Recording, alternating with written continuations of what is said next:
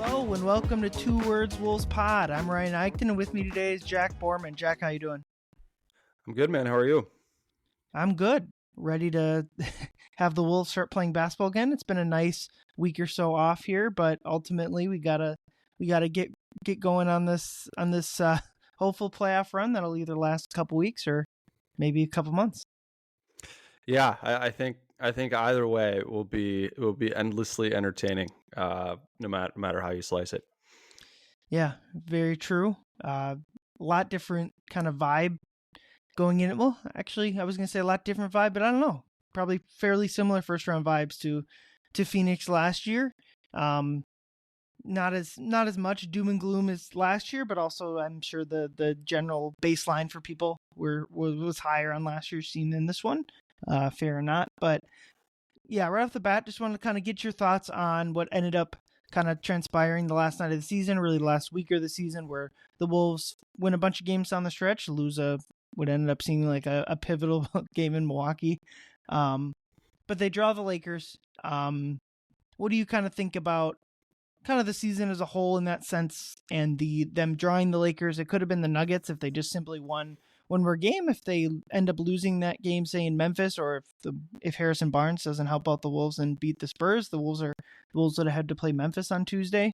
Maybe that would have been better if they would have been able to beat Memphis in the play-in game. You're playing Houston instead of the Lakers. I don't know. What do you just kind of think about the Lakers draw? Is it kind of was it the worst case scenario? What do you think?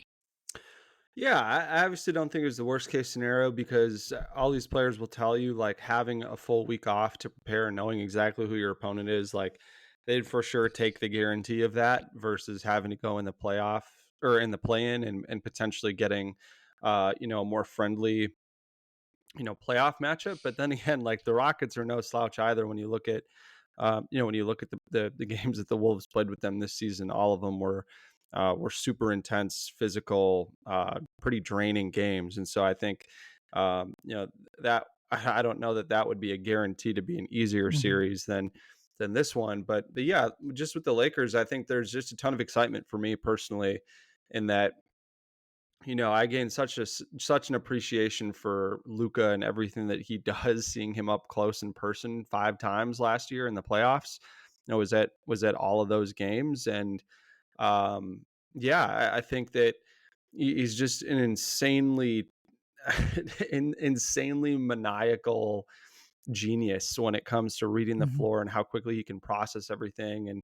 And then you put him with, another player in LeBron that can do the same thing at an even higher level is super scary to think about going up against on a nightly basis in the playoffs. But look, I think it's a wildly different team than that Mavs team last year. I thought that Mavs team last year was about as well as you could construct a team around Luka Doncic, and this version of the Lakers is very different than that version of the Mavericks. So I think, looking at it through the Luka lens is certainly a little bit different. But yeah, I think it's definitely exciting. Like, I don't think that there, is any super easy path in the West when you think about it. And yeah, I just think that, all these guys will relish in the opportunity to kind of get their lick back against Luka, but also be able to go up against one of the the greatest players to ever do it, LeBron. So I think it'll be a ton of fun, and I think this series is a lot closer and will go longer than maybe a lot of people are thinking at face value. Yeah, I tend to agree. What I've been kind of thinking about is, even if you assume the Lakers are even like the best team in the Western Conference, or like head and shoulders above, say, Houston, what I've been thinking about is, yeah, sure, the Wolves drawing the Lakers, and I think most people would agree they probably would have rather played the Nuggets. I can tell you a couple of players even voiced that in the locker room as everyone was kind of sitting there watching the overtime of that Warriors Clippers game. Some people said that they'd rather play the Nuggets, while also being extremely confident in any matchup. Blah blah blah blah.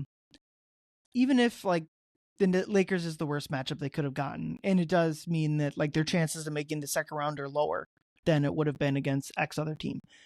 What I've been thinking about is, I'm not sure their chances of making either the West Finals or the NBA Finals goes down if they say had played Houston. Like, to me, like, sure, your chances of second round are down, but like that just gets outweighed by, in theory, having that easier matchup in the second round. So ultimately, not the matchup I would have chose. In the big picture, I don't think it really matters. And I know down the stretch of the season, my thing was like, because I didn't and probably still don't view this as like the title team the Wolves will have with Ant or whatever. Like, so my goal was always, let's get in the plan, ideally miss the play, or get in the playoffs, ideally miss the plan like they did, and get into a playoff series that matters, that you have a chance to win, and that will give Ant specifically and other young guys around Ant the most and best experience moving forward. And in that sense, this is obviously that. If you're to me, if you're making the finals, if you're making the West Finals, you're going to have to get through a matchup like this or a more difficult one. So, like, I get, and part of me is just like, might as well be in the first round now. Now that I see the schedule and see how it's spaced out it was, it's kind of be like, would have been nice to play LeBron in a kind of more compact series with the games kind of coming back to back. But ultimately, while it's not ideal, I don't view drawing the Lakers as some sort of disaster. No, I don't think that. I think anybody that's drawing it up that way is probably someone who just thinks that the Dak is stacked against the Timberwolves, in an unrealistic and fictional way. But yeah, I think your point about an opportunity to learn is super good one, because look, like, no question the Timberwolves learned that they can do it last year against the Suns in the first round against a team it's got two other superstars on it. Everyone thought the Suns were going to win. They come out and they kind of dominate. And look, I think all these players should have a bunch of confidence. And I think kind of balancing that respect with confidence will just breed like a super competitive series that I think will be a lot of fun. And, you kind of throw into that like, I don't think any of the guys in this series on either side of the ledger are going to be intimidated going on the road. Makes it a ton of fun as well. Yeah. And to me, like, the first spot on that is obviously Ant, like when we're talking about learning. I've thought about the Lakers, and especially after you mentioned like last year's Dallas team was the best, as good as possible to build around Luka. And then my first thought is, well, good. Well, that's really smart GMing by whoever traded him. Then that's fantastic stuff there. It would have been nice if that theoretical team would have been able to get Austin Reeves in that trade. Because if Austin Reeves wasn't on this Lakers team, then I would feel a whole lot better about the Wolves' chances of uh, winning that series. But we'll set aside a certain unnamed GM for the time being. And really, what I think about this Lakers team in a big picture sense is like, this is probably the worst, at least in this year compared to next year. This Lakers team is going to be a whole lot better next year. This roster has, in my view, a lot of holes, and those holes are incredibly fixable with a simple free agent offseason of signing a mid-level center, like a point guard, a bench point guard that's better than Gabe Vincent or something. I don't know. Like, their holes are a wing defender. Their holes are obvious and fixable. So if you're going to beat the Lakers in the series, it's going to be much easier to do so now than in 12 months, in my opinion. And those roster holes that I see play right into Ant's hand. There's been a lot of talk about like Luka being a bad matchup for the Wolves, and that's certainly either true or just he's a bad matchup for every single team in the league. But to me, the beginning talking point for this series is, who the heck guards Anthony Edwards? What do the Lakers do to guard Anthony Edwards? They'll certainly do like what every team does, high wall, kind of coming up and putting two on the ball, make Ant get off it, play on the gaps, all that stuff. But teams have done that, and Ant has, down the stretch of the season, been much better about getting off the ball, making the right pass. And like you mentioned earlier, Phoenix was a team that was running that type of defense against Ant, and it largely didn't work. So what do you think Ant is going to be able to bring in this series? Are they going to need him to be darn near 40 points a night? And how much like of the mental game is going to like weigh on him this series? Yeah, I don't know necessarily that the mental game is going to weigh on him a ton. And the reason why I say that is because I just don't necessarily think that the Lakers are going to try a bunch of different things with Ant, in the sense that I think the Lakers are super confident in their kind of base shell defense, and they're going to have a guy in the gaps on either side of Ant, and they're just going to try to have guys dig into Ant's drives and force him to get rid of the ball. But I don't think I don't think they're going to be a team that's just going to constantly blitz Ant, because I don't think they want Luka and LeBron running around on the backside trying to make up for rotations. So I don't think that's something that you're going to see a ton of. And I just don't think that they want to play drop coverage with, Jackson Hayes doing a ton of, deep dropping, especially Hmm. when, the Timberwolves have done a much better job of having Julius Randle be the guy that's setting screens for Ant. And as a, downstream impact of that, Rudy Gobert has been his most effective as an offensive player, as a scorer this season for the Timberwolves, and he's been playing out of the dunker.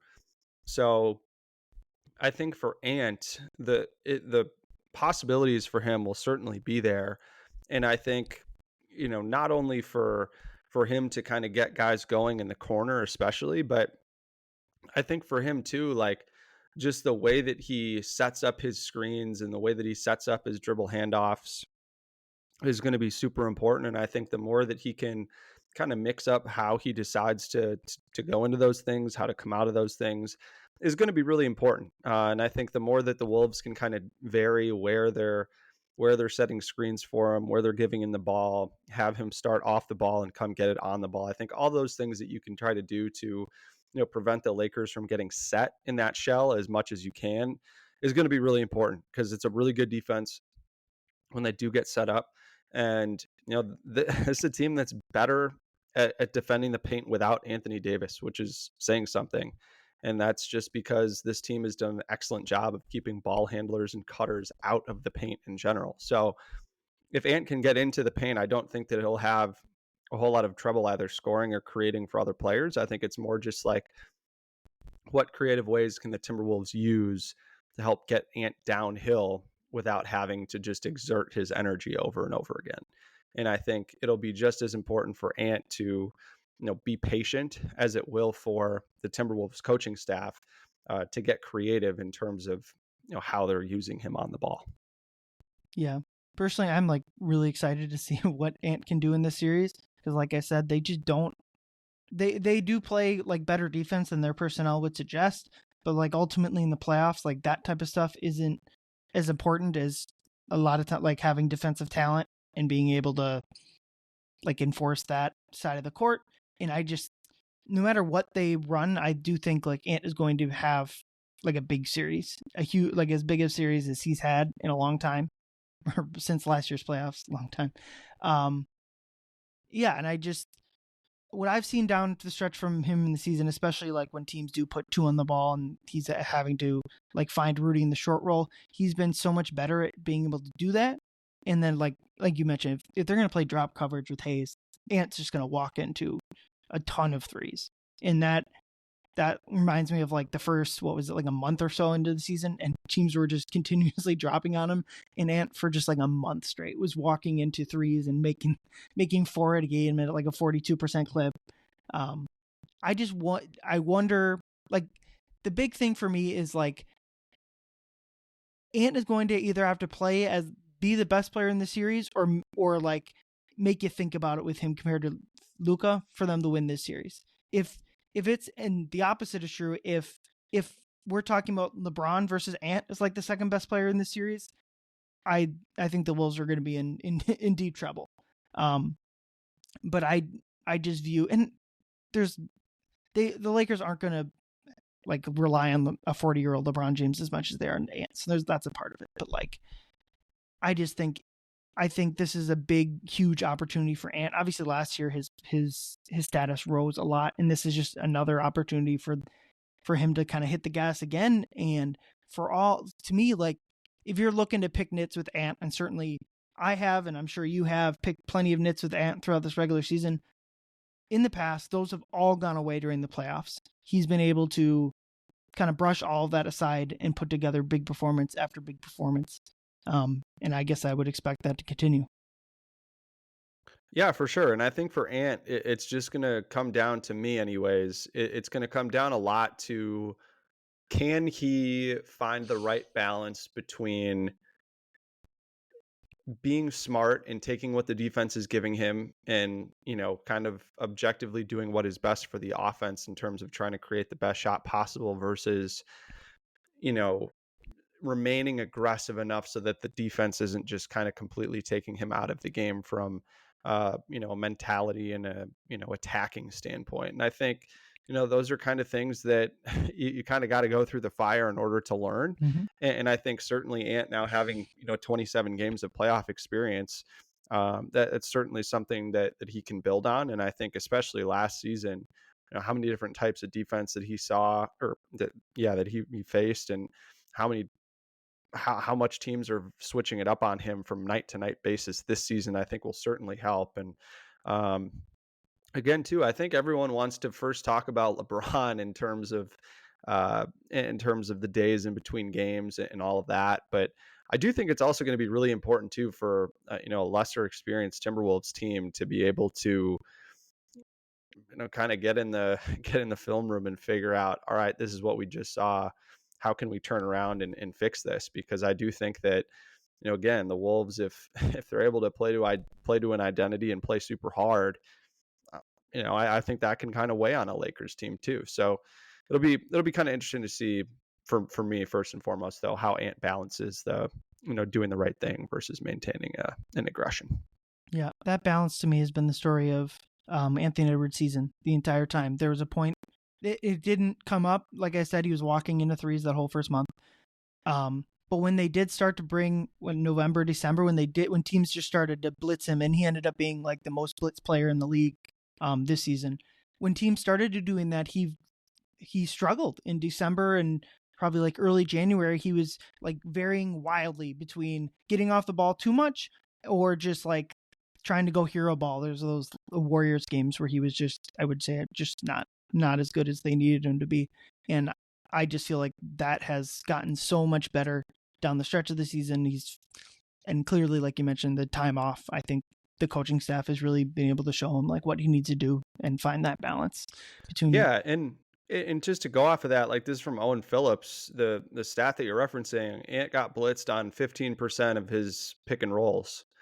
And the Timberwolves still had an 117 offensive rating when Anthony Edwards got blitzed on pick and rolls, and that's still a pretty darn good mark to be living at. I mean, 117 offensive rating right now would put them in the 7th spot this season in offense in terms of how they handled that, and they're in the 8th spot overall on the season. So again, I think the way that Ant has grown and matured and handled that is super important, but I would just be surprised if the Lakers blitz him a ton, considering how thin they are on the bench.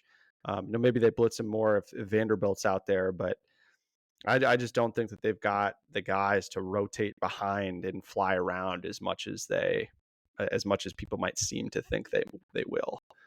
Yeah, that's a good point. It'd obviously be some part of their game. They'll throw out everything, but like you make a good point that it might be it might not be their 1A plan like it is with other teams. If they played Houston, you'd have to imagine that would be a big part of Houston's game.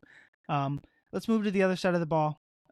Obviously, Wolves fans are familiar with Luka Doncic.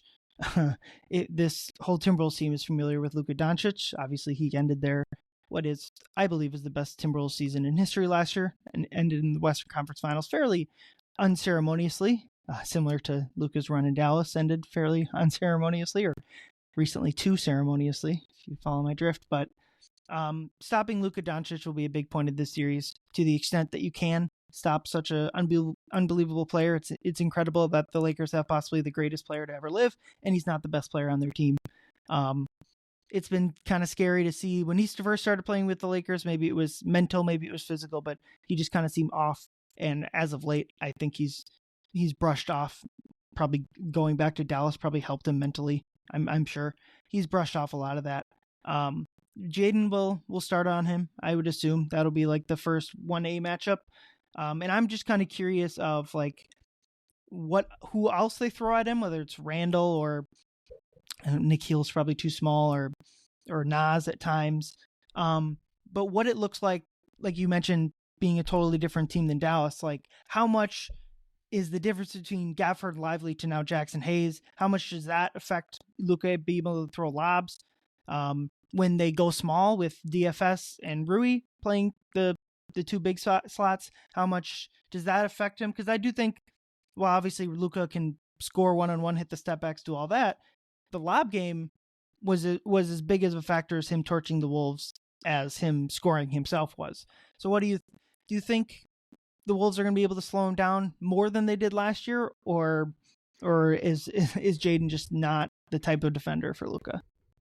Yeah, I mean, I don't think anybody's the type of defender for Luka Doncic. I think he can do whatever he wants on any given night, regardless of who's guarding him. I think, my thing is that, last year with the Mavericks, they had 48 minutes of lob threats on the floor, because PJ Washington's also a lob threat. So you'd have three different guys that you can choose from between And Jones Gafford, Jr. Lively, and Washington, and Jones. Sure. That could all get active in that pick and roll game in a bunch of different type of lineup combinations that Dallas could put together. But with the Lakers, Hayes is the only lob threat that they have, because I don't think you're going to see a ton of LeBron screening for Luka and then rolling and wanting to play above the rim.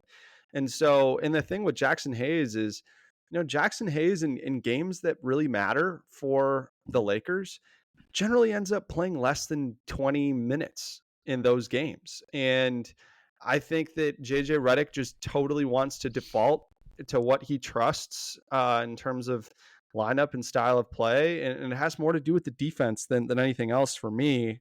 And that's when they go small. And I think that there's just some concessions that this Lakers team has to make because of their roster, like you kind of talked about off the top. And I just think that not having the threat of vertical spacing, I think, will allow the Timberwolves to rotate more cleanly on the backside to get to those shooters. And I think, again, without having to worry about that quite as much, I do think that will allow Rudy Gobert to stay on the floor a little bit easier, because I think just trying to fly out to a shooter and then, run a shooter off the line or break down and, then create a bunch of different isolation situations, I'm more than fine with that, because Rudy Gobert has shown us over the course of his career with the Wolves that he's more than capable of defending out on the perimeter. So I think for me, the biggest thing with Jackson Hayes is just going to be, you got to keep him off the offensive glass, right? I think, in those minutes where he is going to play, in the 12 to 15 minutes that he is going to play, obviously you do have to be cognizant of him as a lob threat. And I think the Timberwolves, certainly will be. But I don't think that they can let that come at the cost of giving up wide open corner threes, which we certainly saw happen a ton last season, that Dallas series, with them having to tag the roller, created a lot of open corner threes on the backside. So it'll be interesting for me how much Jackson Hayes plays. And, if the Timberwolves can kind of prove that they can find success on the offensive end of the floor while Jackson Hayes is out there, and maybe play him off the floor a little bit, I think it might simplify what the Timberwolves want to do on the defensive end of the floor. And that'll be big for them. But yeah, I do think that Jaden McDaniels will be the guy that you put on Luka, because I just don't think the Timberwolves are going to want to risk putting Ant or Julius Randle on Luka, because they're so important to what the Wolves have to do offensively, that I don't think you can risk either of those guys getting in foul trouble, when you consider that, okay, if Jaden gets in foul trouble, you can bring in Nikhil, you can bring in Dante, you can bring in Jalen Clark, you could even bring in Terrence Shannon Jr. to try to steal 2 or 3 minutes here or there. So I think the Timberwolves would be kind of rolling the dice a bit if they didn't go with Jaden. Yeah, I agree. And we can kind of broaden this topic, the guard and Luka topic, into the defense as a whole with Rudy here. Because, like you said, they're not like as pure of a pick and roll team than Dallas was last year, where there isn't like a hard roll threat like there was with Gafford and Lively, where the Wolves have to be so concerned about not just Luka doing what he's doing, but him finding the roller for dunks or lobs. Obviously, there would be part of that for the Lakers, but that's not their like 1A why they're good offensively.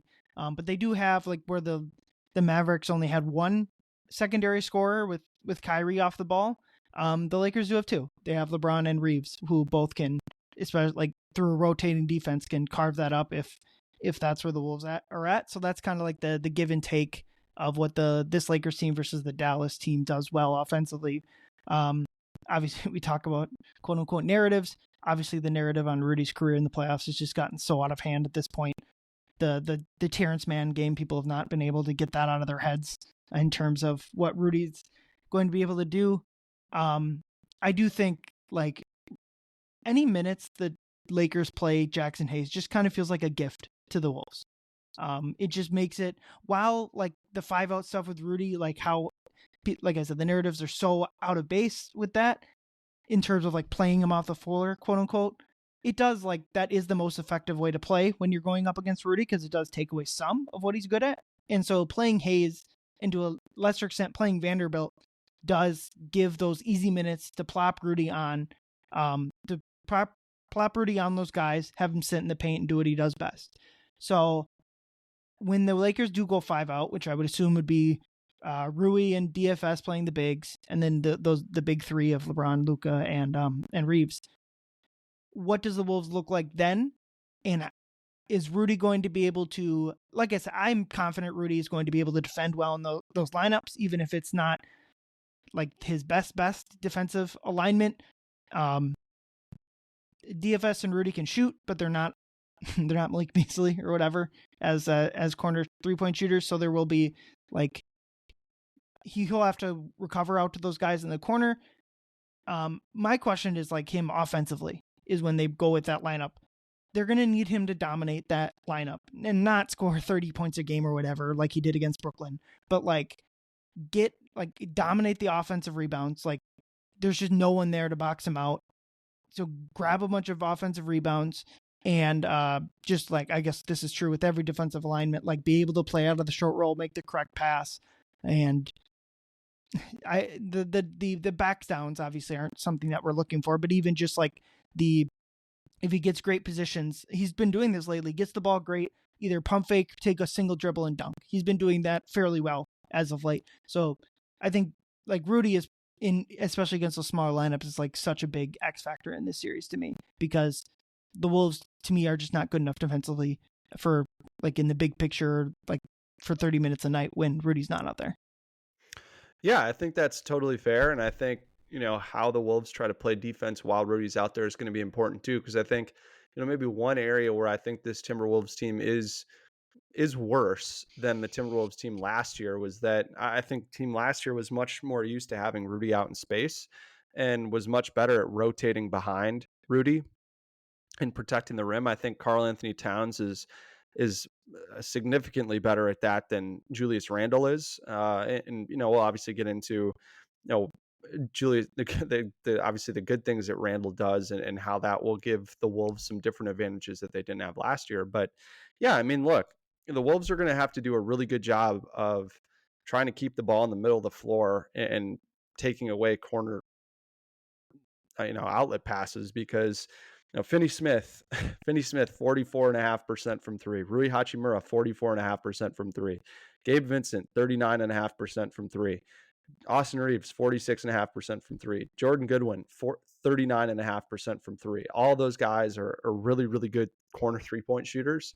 And I think like how well those guys shoot the three from the corners could very well determine the series. But again, I think if you can rotate effectively behind, whether it's Rudy in space or Julius in space, whoever it is, and be able to run those corner 3-point shooters off the line and force them to play below the 3-point line, then I think the Timberwolves could certainly be in business on the defensive end of the floor. But I think it's just going to be for me, how do the Timberwolves go about trying to, use the length that Jaden McDaniels and Rudy Gobert have to what do they choose to use that length to slow down? Do they try to take away some of the passing angles that Luka has?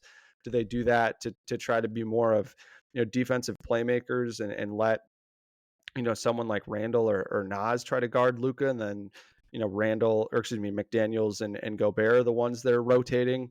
So I think that's kind of going to be the biggest question mark for me, because again, I just think that the Lakers are going to be more than comfortable just flinging the ball around to try to create as many open corner 3-point shoot opportunities as they can, because they're probably expecting that the Wolves are going to want to try to keep the ball out of Luka Doncic and LeBron James' hand in the middle of the floor. So I think Yeah, I think for me, that's got to be the number one key. Is that if Rudy's going to be out there, the guys behind him got to rotate, run shooters off the line, and they can't, they can't just fly by. They've got to get out there and, and close out effectively. Yeah, it's going to be. I do think it's going to kind of be a series where, like you mentioned, there's so many important defensive things the Wolves have to do, but ultimately, like, they have LeBron, or they do have LeBron James, and they have Luka Doncic, and the Wolves have Anthony Edwards. There's just going to be a point where the other team's not going to be able to stop either one of those type of players. And it's going to be to a certain extent, and I kind of think this is always true with high-level NBA playoff series and why the Wolves ultimately didn't make the finals last year is their offense just wasn't good enough, is you just got to be able to, at times, Wolves certainly had defensive masterpieces last season in the playoffs, but there's going to come a playoff series where you're just going to have to score. And I think the Wolves are getting that kind of type of series right out of the gate. They're just going to have to outscore the Lakers. And we talked about Ant, and another biggest piece of that is Julius Randle, their second leading scorer. I do worry that this is not necessarily like a good series for Julius Randle. To me, it feels like they have a lot of guys to throw at Randle in terms of like stopping the bully ball stuff. How much they want to kind of tax LeBron, how much like Randle can wear down LeBron James using bully ball is interesting to me. Do they not put LeBron on Randle? Do they go with Hachimura would be the first person that comes to mind as someone else to put on him? Is he small? Is he too small or not a good enough defender to that? Do they try to go do they try to go hunting LeBron to try to tire him out? But I just wonder if Randle if he's up for the task. Because to me, what I don't want to see them do is a lot of Randle post-ups. I don't think that's going to be effective offense. There's a question if it's really ever been quality offense all year. There's been times that obviously has, but the Lakers don't have, like, how many defenders could Randle get a post up against where you'd be like, yeah, this is a positive reaction? Because to me, it's not against Luka. That's like the one thing defensively I feel good about with Luka Doncic is just one-on-one post defense. I think he's probably fine with that. So it's like just Austin Reeves in their starting lineup, and then like Gabe Vincent off the bench, obviously. So it's going to need to be more of like a ball movement type of series for Randle. And he's shown more of an ability to do that, but overall it's just a worry for me. So how do you foresee Randle's like offensive series? Yeah, I think for me, a lot of it comes down to where they position him on the floor. I think, we've seen Randle play out of the corner a little bit more at times over the second half of the season.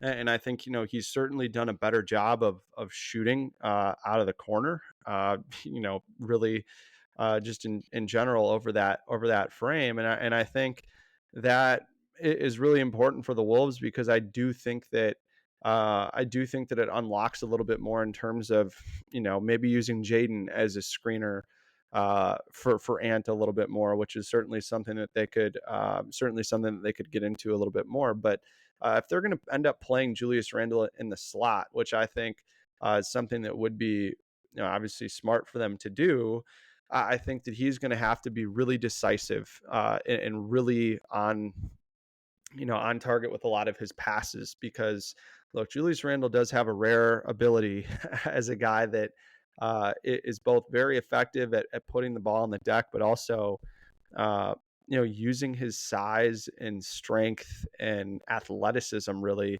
to draw the defense in and then play make out of that. And that's a huge area that the Timberwolves upgraded in terms of what he does better than Karl Anthony Towns. And I think that's really helpful in a situation like this where teams are going to play in the gaps, and the guys who are one pass away are going to have to be really effective with the ball in their hands. And I think for Randle, he talked earlier this week at practice about, not needing to go be the guy that gets 30. Like, I think if Julius Randle ends up averaging like 17, 8, and 8 in this series, I think the Timberwolves win this series. Like, I think Julius Randle is going to be the guy that needs to lead the Timberwolves in assists in this series if they want to find success. Because look, like, Julius Randle is stronger than Rui Hachimura. He's stronger than Dorian Finney-Smith.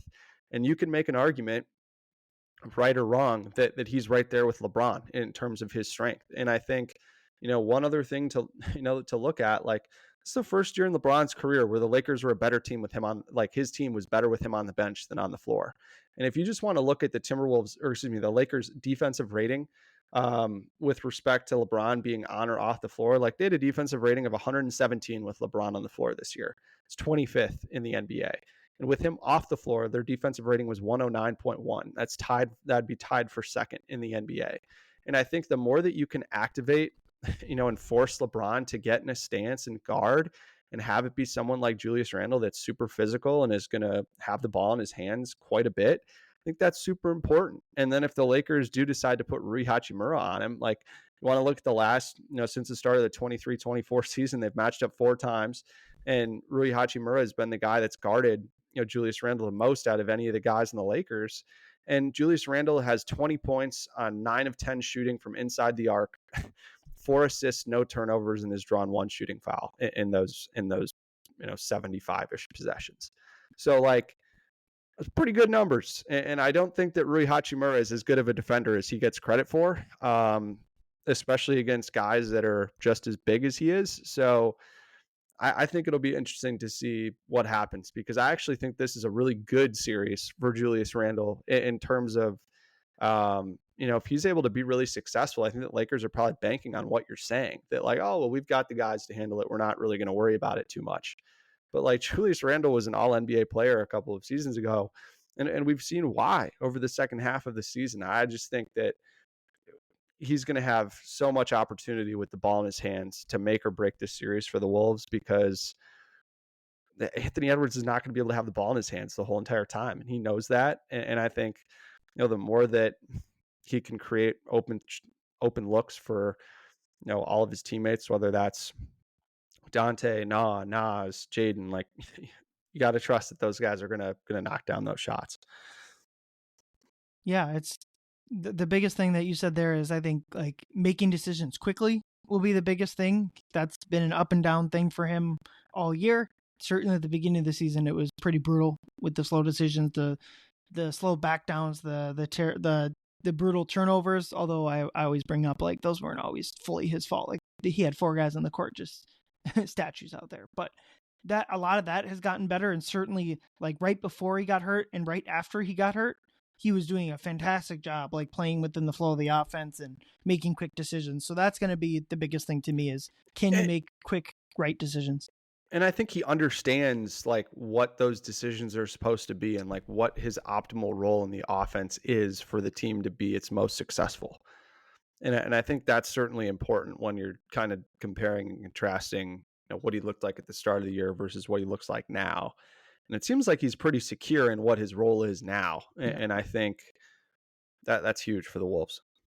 Yeah, him and Finch both talked to practice of like, Finch said something I thought was eye-opening, was like he flatly underestimated what those guys, referring to Randle and DiVincenzo, kind of had to go through more so off the court, kind of with the trade and the timing. Like I just think it took them months to get their lives in order, to get, like, it's one thing, I think, like, if you get traded in the deadline, you get a hotel or you rent a condo or whatever for a couple months, you leave your stuff back at the other team and you figure it out in the off season. And obviously if you get traded at the beginning of the off season, you have time to move cities. But like, those guys both have kids and they had to move almost immediately. I can't imagine how difficult that was. And so I think there's kind of been this narrative that, like, coming from Vikings fans, and obviously you often want Viking profile pictures when talking about the Twins or the Wolves are often not the best sports takes out there, but there's like this Sam Darnold moment that I think people are expecting from Randle, where like him going into free agency, he's going to have, Darnold was more consistent than Randle was, obviously, throughout the season, with Randle having more pedigree. Like, there's going to be this moment of, oh, Randle stinks, they're obviously moving off from him. And I'm not sure that's really going to come, but I do think like this is going to be a good, for him and Nas and Nikhil, it's going to be a good litmus test of like who they want to bring back, because it's hard to imagine all 3 of those guys being back next year. For sure. All right, the last starter we haven't talked about yet, Mike Conley. Looking at it for me, I'm just really concerned about where they're going to find minutes, at least against the Lakers starters, for him. There just doesn't seem to be a a good matchup to quote unquote hide him on. And it's not that he can't play. Certainly, like Gabe Vincent will come in, and that's a perfect matchup for Mike. I just worry like down the stretches of games where they can hide him or where they can, because like if they're just like putting him on Austin Reeves, I think that's tough. Maybe Rui is like an option in the sense of like obviously that's not good. Like Rui is much stronger than he is and bigger, but like ultimately if the Lakers are trying to like use Rui to attack Mike, that's less time for Doncic, that's less time for everyone else. I don't know. That's like a thought I had, but like how do you view finding minutes for Mike and having him be successful? Because I do think he's just gotten better as the season has gone on. He's gotten healthier. He's not like, obviously he's not as good. Any player at his age is going to be worse year over year. On average, the trend line is going to go down. But I do think like the Mike is washed stuff, I think was always probably unfair. But ultimately, like a guy at his age and his size, I do worry about him in this type of matchup. Yeah, I think for me, I agree completely that Gabe Vincent is a better matchup for Mike. And there's going to be moments in which, Gabe Vincent will be out there for sure. And I think, looking at the Lakers rotation, I mean, a lot of times what ends up happening is, Vincent kind of comes in for LeBron as the second sub off the bench, kind of a little more than midway through that first quarter, kind of in the spot where Nickeil Alexander-Walker comes in the game. And I think, honestly, it would be better for the Timberwolves to start Nickeil Alexander-Walker in this series, and then, or Dante DiVincenzo, and then bring Mike Conley off the bench when Vincent comes in, and then close the first quarter, with Rudy Gobert, and try to see if you can, have your way more so offensively on those Rudy and Mike minutes against, a Lakers team that generally will have three guards out there, and Luka, Reeves, Gabe Vincent, and then Rui and Dorian Finney-Smith, midway through the first quarter. And then they generally like to bring Hayes back into the game for a couple of minutes to end the first quarter. So I think, honestly, like the timing of that works out a little bit better. I know that, part of the argument for, Mike and having consistent run is like him playing the first 6 minutes of every quarter or something like that. And that's kind of what the Wolves formula has been for quite some time. But like, I just think you're kind of playing with fire.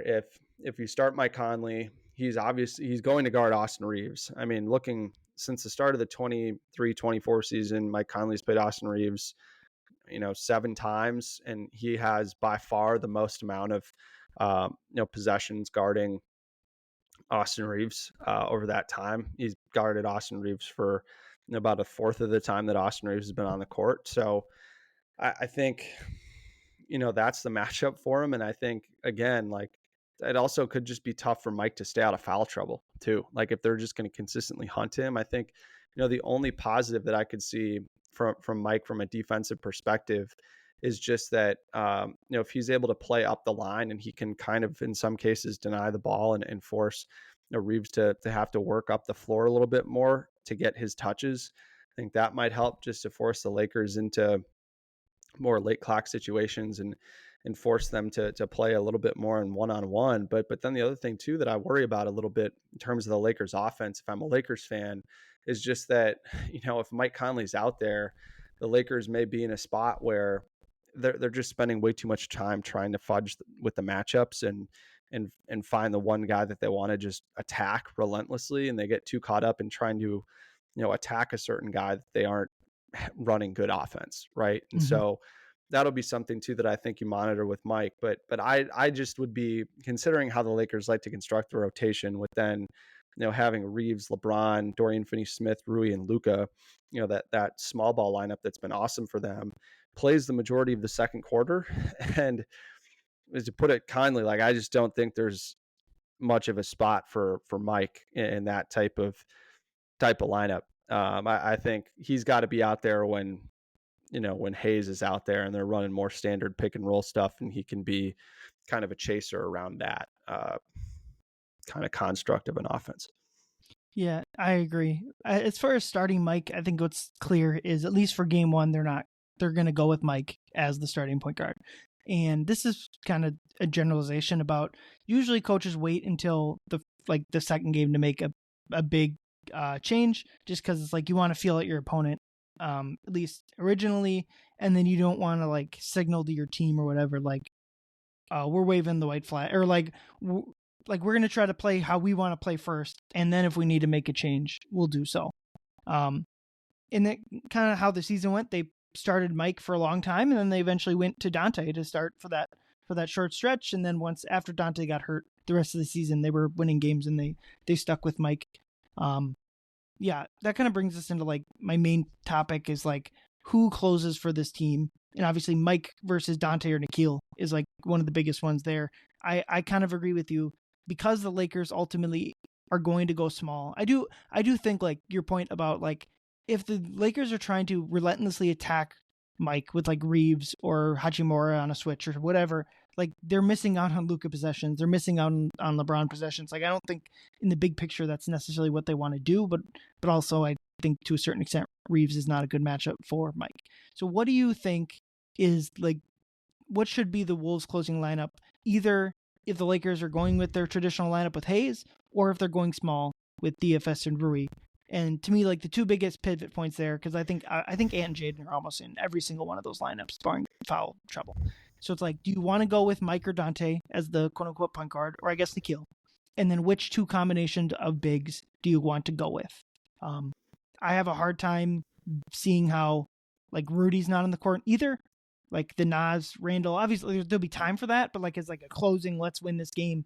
To me, it's like it's more about Randall or Nas down the stretch. What do you think is like the Wolves 5-man lineup? Yeah, well, I'll guarantee you that the Lakers are going to close with their small ball five. That's kind of how they've been doing it in every game that matters, and that lineup has been awesome for them. I mean, you want to look at what they've done in the fourth quarter. You know, Luka, Reeves, Finney-Smith, LeBron, and Hachimura is plus 22.5 net rating in 37 fourth quarter minutes across, the 9 games that they've played together. And oh, that's nothing to sneeze at. And you might say, oh, that's a really small sample size. And I will turn around and say to you, the Timberwolves' normal starting five this season in terms of minutes played together in the fourth quarter, 65 minutes. So let's just say for the ease of conversation, they've played twice as many minutes. It's the worst fourth quarter lineup that the Timberwolves have. It's minus 29.3 net rating. Their offensive rating is the problem. It's an 85.8 offensive rating. And I just worry that if you roll that out there, that the offense is totally going to sputter. And conversely, like, it will be interesting to see if Rudy's out there, if the offense does start to slip. And I think how well the offense is playing while Rudy's out there will be a huge determinant in whether or not he closes, because I think you look at a lot of the really good lineups that the Timberwolves have had in the fourth quarter. It's mostly been that Jaden, Randle, and Nas triumvirate in the front court. I mean, really, it's been 4 guys on the floor. I mean, with Ant, Jaden, Randle, and Nas, and Nikhil in there, it's plus 32.7 in 24 minutes. And then if you have DDV instead of Nah, it's plus 18 in 23 minutes. So I think that for me, it will be, I don't think Mike Conley is going to close in any scenario.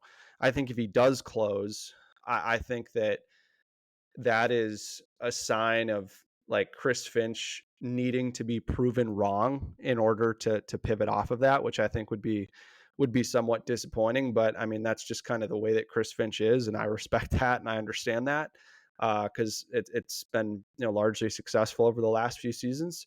But for me, yeah, I would have Dante out there. I think his shooting and his competitiveness and his ability to just kind of get in and rebound and dive on the floor is super important. And I think too, especially when you're in a situation where team is playing in the gaps, like the guys who are one pass away, we saw that was a huge reason why Dante started over Mike in the first place, was because teams started blitzing Ant more. He was really struggling when Mike was right next to him, so they put Dante in there, and Dante being able to just shoot the leather off the ball was super important. And so I think they need to have that. And then I think really it will come down to so I think you're going to have DDV, Ant, Jaden, and then I think it will come down to which two of the 3 guys do you trust to keep it rolling the most based on the game script between Randle, Nas, and Rudy. And I certainly think too, like if Nikhil's having just a banger fourth quarter and you want to leave him in there and have, either Jaden or Dante come out of the game, I get that. But I would just be hard pressed to think that, having the Lakers just pick on Mike Conley in clutch time is it. Cause I just, there haven't been a whole lot of games this season. And again, I mean this with absolutely no disrespect, but like there just haven't been a whole lot of games this season that I can think of off the dome. And maybe it's on me for not having a good enough memory, but like they're just not a whole lot of situations where I can remember like, man, like Mike being out there for offensive purposes at the end of games was the reason why they won this game. Yeah. And that's a complete flip from last year where it was almost the exact opposite, where it's kind of felt like every time the Wolves would have a successful clutch time, it was because Mike Conley saved their butt. So that's been a complete flip. And I think for me, for game one, I expect them to, unfortunately or fortunately, whatever you want to view it, they will roll with that regular starting lineup unless it's just a complete disaster early in the game. And I think by probably game two is when Finch will start, if needed, go away from that and start really pivoting away from it. Because I do think last season he wasn't afraid to sit the guys that needed to be sat. I think I remember certainly Cat sat down the stretch. Game 7 against Denver was probably the best game of Cat's career, and he was out of that game until I believe Rudy fouled out, and then Cat has the putback to basically end the game. And there was times where Rudy sat, and it wasn't just like offense defense at the end of the game. I feel like I remember there was times where they just felt like Cat and Nas were the pairing, or I don't know, maybe did they go one bigs ever down the, I don't remember, but that I do think like that would be a key is, and I don't like any of the quote unquote politics of this whole thing that may have played a role earlier in the season with guys, I think will go right out the window. It's going to be who gives us the best five, who are the 5 best players that give us a chance to win in this specific scenario. And to be honest, it might not be the same 5 game to game. There might be, like you mentioned, Nikhil might have a game. There might be a Mike game where they find some sort of defensive strategy that works and they need the playmaking or whatever. But as much as like trying to pick out which 5, and I generally agree with your point of view, it's just going to be like they need to be flexible with it, and they really kind of haven't been to this point in the regular season. But I think that'll change in the playoffs if and when it needs to. Lastly here, I think we'll do what every good podcast does and give a hot take or whatever you call it, and a series prediction at the very least expectations. But personally, I'm going to give what my prediction is here. Seen a lot of national media picking the Lakers and seen a lot of local people picking the Wolves. And while I do think the national media is probably short selling the Wolves and outplaying the Lakers, personally, I am going to pick Lakers in 7. And it honestly has almost nothing to do with what we've talked about. It comes down to clutch time. The Wolves have just been really, they haven't been great the past 3 years. Obviously, the Memphis series is like the abomination of that kind of type of stuff. But the Wolves net rating in clutch time is the lowest of any current playoff team, with that might go to third lowest if the Heat sneak in here. But other than the Pistons, the Wolves have been the worst playoff team of the current, we have 14 playoff teams solidified. And I personally, going up against LeBron in the late, I think the Wolves are the better team on paper. If you look at like net ratings, even like, I think a lot of people say, well, the Lakers net rating doesn't necessarily do them justice because their team changed so much after getting Luka. And that's certainly true. But I looked up their net rating after getting Luka. It's the same. It's the exact same numbers. And I don't think that truly, here, I have a stat. The Lakers are the second team in NBA history, or since the ABA-NBA merger, to win 50 games with a net rating of 1.5 or less.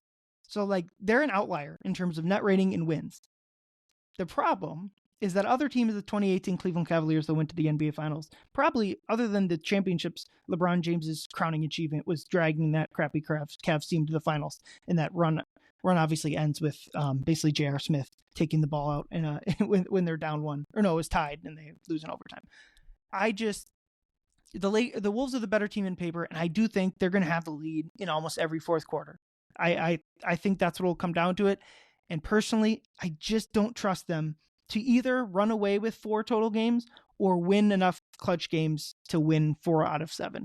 What do you think? Do you have a series prediction? Am I the whatever the opposite of a homer is for picking the Lakers? No, I have this well documented that I'm also picking Lakers in 7. I think that these teams are much closer than a lot of people seem to give the Timberwolves credit for. But yeah, I just think that the Timberwolves have one of the 4 best players in this series, and I think anytime a team has 3 of the 4 best players in a series, in a series where both teams' rotations are going to be pretty tight and guys are going to be able to play a ton of minutes because the games are pretty spread out. I just think that's a massive advantage for the Lakers, especially considering that the Timberwolves' biggest issues have been clutch time execution this year. But one thing that I just would like to point out, last season, the Timberwolves in the clutch, minus 13.1 net rating. In the playoffs last season, plus 15.5. And the Timberwolves in the regular season this year in the clutch, negative 8.4, minus 8.4. So I'm not saying that, that means that the Timberwolves are going to be much better in the clutch in the postseason, but I'm just saying, like, I do think that there can exist an opportunity for, playing the same teams over and over again, especially with maybe some younger guys, and Ant and McDaniels and Nas and Keel and all those guys now that are kind of going through it for the 3rd time together. Like, I do think that there may be something to it, them operating a little bit better in the clutch in the postseason, because you know what you're going to get. You're probably more locked into the game plan. And the Lakers are probably just going to sell out a little bit more to try to stop Ant, which might create some cleaner opportunities for the Wolves. But again, I mean, an interesting part of that is just that, the Timberwolves defense in the clutch is actually been better this season than it was last season. So it wasn't like, so it wasn't like it was that historic defense that was, that was doing a lot of the heavy lifting for the Wolves in the, in the playoffs. And I think for the Wolves, I mean, they were pretty balanced. They were, they had a 122 offensive rating in the playoffs last year in the clutch, and they had a 106.5 defensive rating in the clutch. So, I mean, it's not like one side of the ball was really, carrying them there. I think it was both sides of the ball working pretty well together. So I think, again, this Timberwolves team also has a lot of balance, like the one we saw last season. But I would not be surprised whatsoever if the Timberwolves win the series. I just think that, you have both two teams that are not scared at all of going on the road, and guys that can all have huge nights on any given night. And, again, I think the Timberwolves having a deeper bench and being able to withstand maybe some foul trouble or guys having a really off night a little bit easier than the Lakers would probably swing it to the Wolves side of things for me. But again, would love to be proven wrong. But we'll see what happens.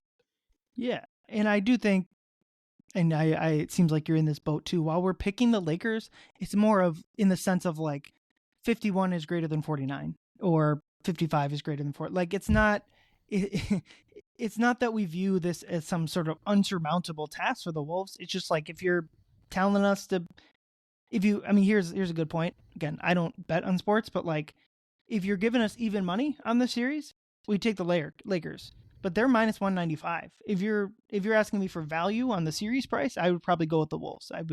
I think that's where I'm at. Now, where that exact line is, I don't know. Where that evens out or whatever, but I do just a team that, while I think your clutch shots that they've improved and it's not as bad as it was a series ago is true. I just like ultimately think if you're making me pick something, I'm gonna go with Luka Doncic and LeBron James against the team that just that's kind of where I'm at. Just doesn't quite. I don't know, and maybe that's dumb. Maybe whatever I'm doing here, you can't see it because we're audio only. Whatever that is, that I think a lot of Wolves fans feel, maybe that's just fake. Maybe it's just not real. And that's like the Minnesota sports of it all.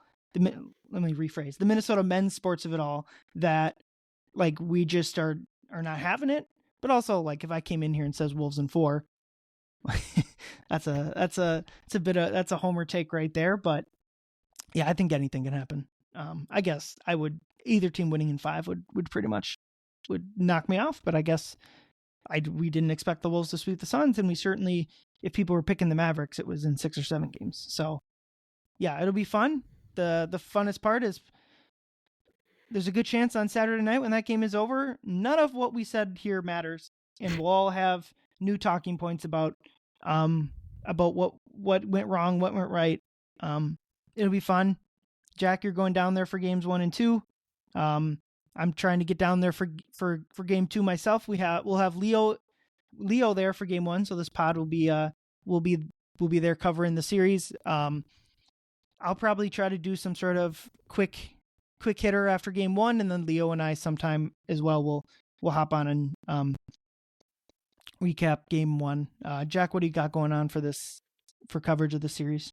Yeah, just like after every single game of the Timberwolves regular season, me and my man Luke Inman will be going live on the Locked On Sports Minnesota YouTube channel.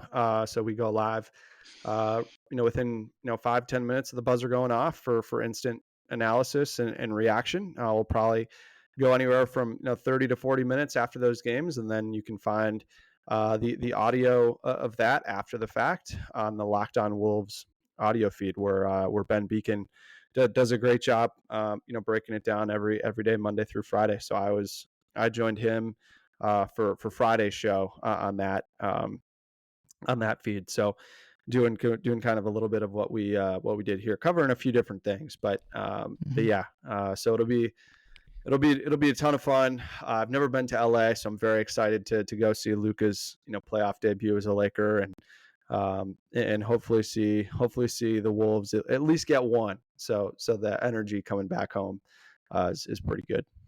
Yeah, I will point out that if they don't get one, like, we're close to like banning you from going on these road trips, because unfortunately you did go down to Dallas. Although sorry, no, they got one in Dallas. We're closer to banning you from Target. We're closer to banning you from Target Center, I guess, at this point. Hey, I don't know. I was there. I pronounced the Suns dead in game 1. Towards the end of game 1, I pronounced them dead just because I thought that they just were not connected and did not want to fight at all. And I didn't go to Denver, so maybe that was the problem. Maybe that was it, but we'll see. Yeah, no, I'm just kidding. Well, certainly if the Suns weren't dead after game 4, who baby are they? Are they dead now with whatever the heck is going on in Phoenix? I do wonder about those 26 other teams that would switch place with the Suns. I wonder how those teams are doing. But the Kings are certainly one of them, though. I think tough day to be a Kings fan too. Yeah, and the Mavs are not far behind them. The Sixers are in rough spots. I'm not sure what the heck New Orleans is doing. Yeah, it's been a disaster for a lot of NBA teams. The Nuggets are not a disaster, but I don't know what the heck went there. Like, it's a lot. Win, lose, or draw, you better be thankful the Wolves are, in a pretty good spot here right now and moving forward. Yeah, I agree. It'll be a topic for the offseason, but I do think the Wolves are pretty well set up. The Cat trade, again, we'll have time to argue about what the season looks like with Cat on it versus Randle, but certainly for the future, we'll argue about whether this is worth it or not. The Wolves are better set up for the future post trade. So, yeah, catch Jack on the Locked On Network after games during this series, and come back here this weekend for analysis of game 1 against the Lakers. But for Jack, I'm Ryan. Thank you everyone for listening. Go Wolves.